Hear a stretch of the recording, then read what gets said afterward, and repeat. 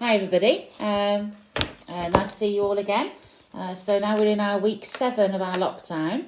I hope that you're carrying on with your home learning. I hope that you're able to access the website. There's some superb activities that staff have planned for you. So if you're safe in year 4, if you go onto the year 4 home learning site, on the website, it'll give you a timetable activities that you can do. Some of them are internet based, some of the things are activities to do, like a shape hunt or whatever that you may have. So, and there's some lovely pictures that we're having from sent in through Twitter of some of the things that you're doing. So that really is lovely. There was also last week we had celebrated Pyjama Armour Day. So it was lovely to see pictures of you all in your pyjamas. And the staff had done a story of the Hungry Caterpillar with pyjamas and various guys going on, and that was lovely. So please have a look at that on YouTube. And then I want to say a huge thank you. So yesterday we were sent a video made by some parents and children and dedicated to staff at High Crags, talking about missing us and saying thank you and asking us to keep safe. It really was very, very moving. Made us feel very special indeed. So I'd like to say a huge thank you on behalf of all staff for that. Okay, so I want to move on to the next on our series of stories from Beatrix Potter. So this one is called The Tale of Two Bad Mice. So it's all about two mice, one called Tom Thumb and his wife called Hunker Munker. And they live in the corner of a room in a little hole. And they, in the room, there's like a playhouse, and there's two dolls that own the playhouse. And the dolls go out and the mice do get up to mischief, basically, which a lot of these stories do, that animals get up to mischief. So, once upon a time, there was a very beautiful doll's house. It was red brick with white muslin curtains and a front door and a chimney. Now, muslin is just sort of material. Okay, and there's two dolls there, and then this is the playhouse, the doll's house that they have. It belonged to two dolls called Lucinda and Jane. At least it belonged to Lucinda, but she never ordered meals. Jane was the cook, but she never did any cooking because the dinner had been bought ready-made in a box full of shavings. So there are the two dolls. We've got Lucinda and we've got Jane the cook. Okay. And there's the dinner. Okay, that's come in a pack. So I guess if you have a playhouse in your house or a doll's house or something like that, you can have some equipment that you can go into it. So sometimes you have food. So this is food that might go onto someone's plate, onto their table. Okay, it's not real food, is it? But it looks like real food. So there were two red lobsters. That's sort of a fish, seafood. A fish, a pudding, and some pears and oranges. They would not come off the plates, but they were extremely beautiful. Now, one morning, Lucinda and Jane had gone out for a drive in the doll's perambulator. That's a long word for pram. There was no one in the nursery, and it was very quiet. So presently, there was a little scuffling, scratching noise in a corner near the fireplace where there was a hole under the skirting board. That's the skirting board there you have at the bottom of your walls. And there's two mice here who are peeping through a hole. Tom Thumb put out his head for a moment and then popped it in again. Tom Thumb was a mouse. A minute afterwards, Hunker Munker, his wife, put her head out too, and when she saw that there was no one in the nursery, she ventured out on the oilcloth under the coal box. So they're getting a bit brave now. They're thinking, oh, there's no one there. We'll go and have an explore. The doll's house stood at the other side of the fireplace. Tom Thumb and Hunker Munker went cautiously, because they're a bit worried. If they get caught, then they might get taken away. Across the hearthrug, they pushed the front door and it was not fast. That means it was not shut. They were able to get into the house. That's the hearthrug, the rug that they've got in front of the fire. Tom Thumb and Hunker Munker went upstairs and peeked into the dining room of the playhouse, of the doll's house. Then they squeaked with joy. Such a lovely dinner was laid out upon the table. There were tin spoons and metal knives and forks and two little chairs, all so convenient, because they're just the right size for the mice.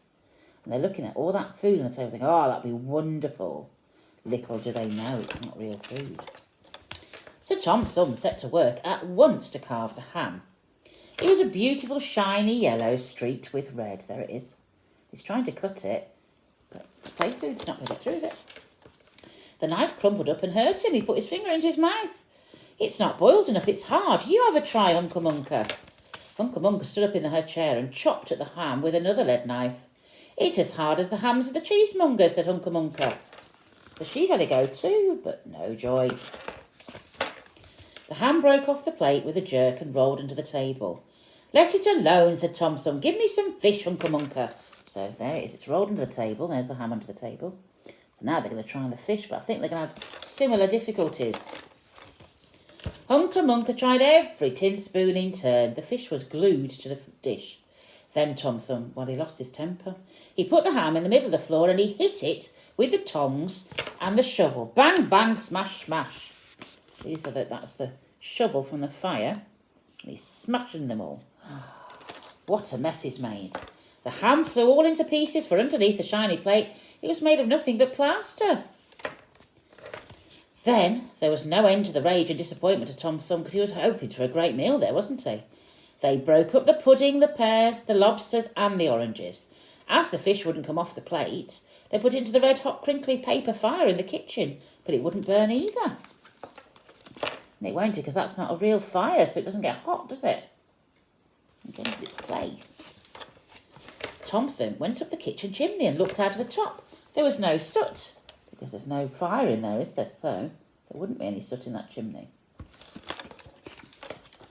While Tom Thumb was up in the chimney, Hunca Munca had another disappointment. She found some tiny canisters, that's like little tins, upon the dresser, labelled rice, coffee, sago. But when she turned them upside down, there was nothing inside except red and blue beads, because again, it's just playthings.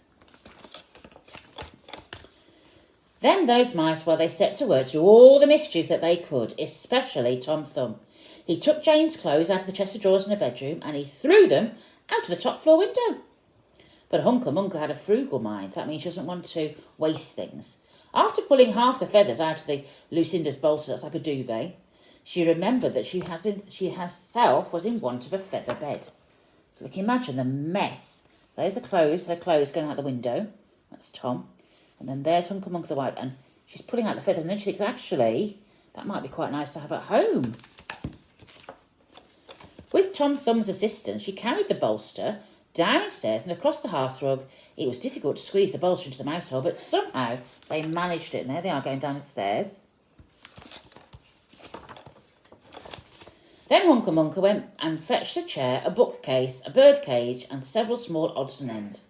The bookcase and the birdcage refused to go into the mouse hole, so it wouldn't go through that hole, so they had to leave it outside. I think they're taking it to where they live. Hunca Munca left them behind the coal box and went to fetch a cradle. It's like a bed for a tiny mouse.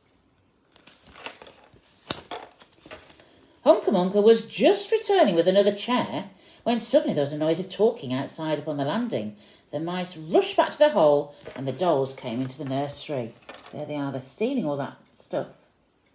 And the dolls are about to come in and find all their house has been ransacked and all the mess that's been made. What a sight met the eyes of Lucy and Jane. Lucinda sat upon the upset kitchen stove and stared, and Jane leant against the kitchen dresser and smiled, but neither of them made any remark. They were quite shocked there, weren't they? The bookcase and the birdcage were rescued from under the coal box. Remember, they couldn't get through the hole. But Hunca Munca has got the cradle and some of Lucinda's clothes. You can see her wearing that, can't she? The cradle, you can see there's lots of little mouse babies there. She also has some useful pots and pans and several other things there. And she's taken, because of course they're the right size from her, aren't they, for the playhouse? The little girl that the doll's house belonged to said, I will get a doll dressed like a policeman. I think she's meaning stop anybody else do that again. But the nurse said, I will set a mouse trap. Okay, so if the mice do go into that, it will snap shut and they won't be able to get it back out again.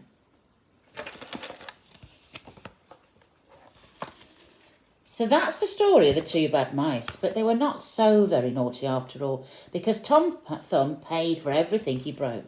He found a crooked sixpence under the hearthrug, and upon Christmas Eve, he and Hunca Munca stuffed it in one of the stockings of Lucinda and Jane.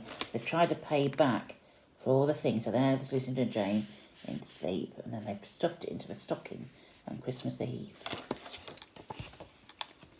And very early every morning, before anyone was awake, Hunca Munca comes with her dustpan and a broom to sweep the doll's house. So maybe they're making amends by tidying up. Okay. That's the end of that one, and that part from the Beatrix Potter range. So all to say is to take care, enjoy the sunshine this weekend. It's supposed to be lovely, and we look forward to seeing you soon, and take care. Okay, bye-bye.